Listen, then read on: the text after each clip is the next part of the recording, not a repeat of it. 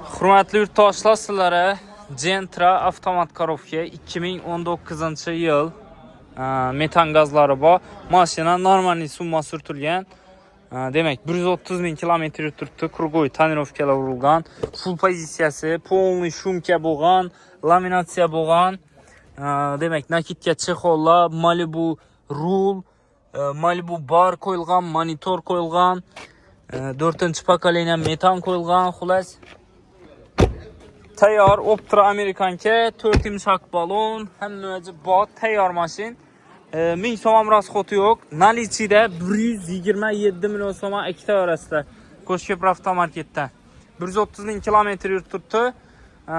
Qo'shko'pir avtomarketda sotuvga qo'yildi, gal bola orasida. YouTube kanalimiz like va podpiska bosib qo'yinglar. Hozir savdolarimiz bo'ldi yana shu yerda.